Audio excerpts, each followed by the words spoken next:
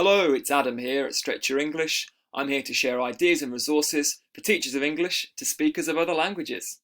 In this video, I'll be quickly talking you through a task-based learning activity called Decisions, a new city. And the student's task is to plan a new city.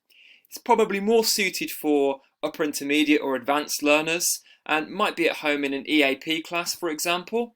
The teacher's role is to monitor the learner's language, offer feedback, error correction and so on in order to help the students to develop the language which they need.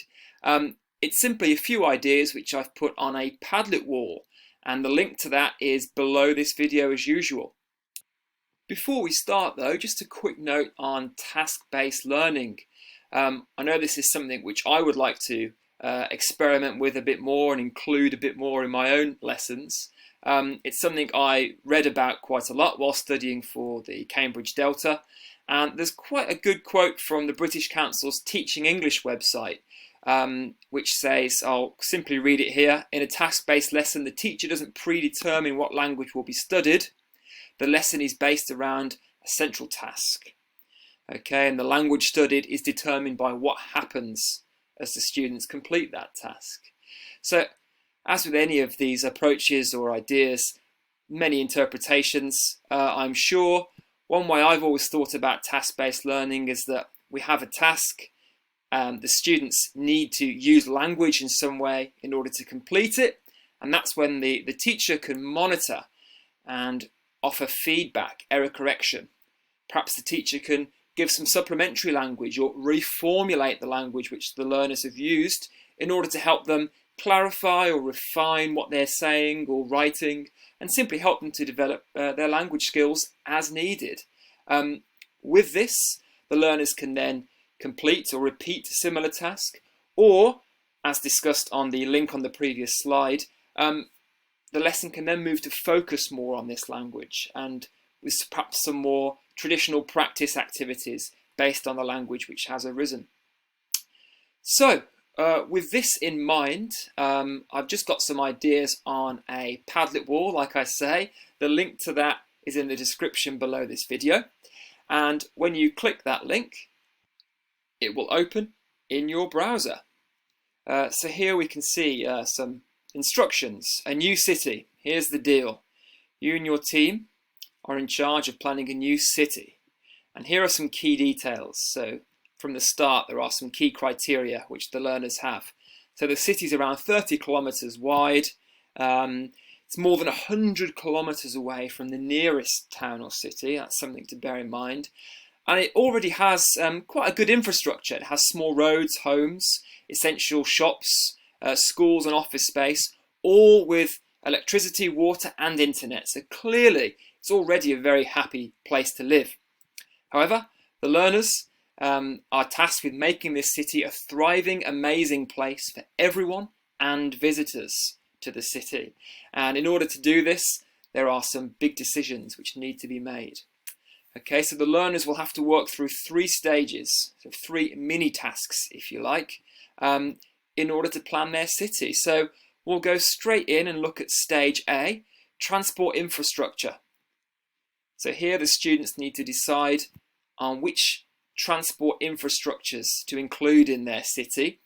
However, as part of an international agreement to protect the environment, you can only use a maximum of 10 carbon units when deciding on which infrastructures to implement. And here we have a list of some different transport infrastructures, each of which has a carbon unit value next to it.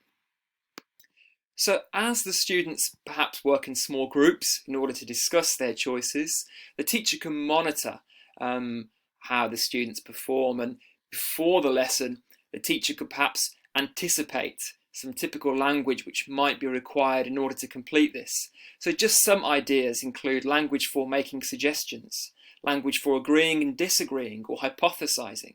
And it may be that after the students have completed this initial stage and have decided on their transport infrastructures, that the teacher can then offer some feedback, error correction and so forth.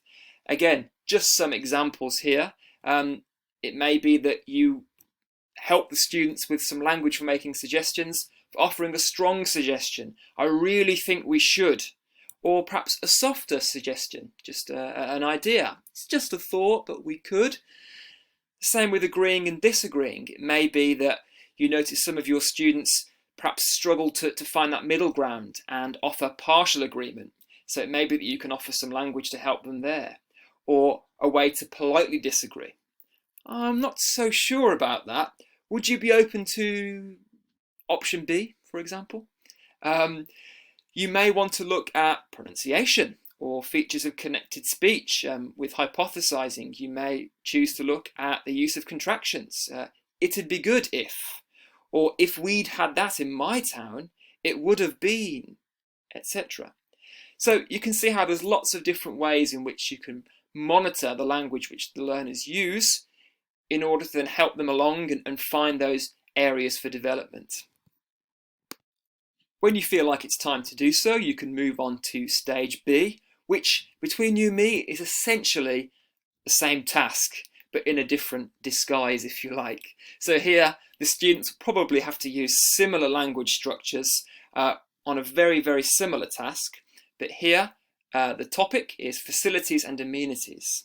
So the student's task is to decide on which facilities and amenities to invest in their city. So again, we have some options below.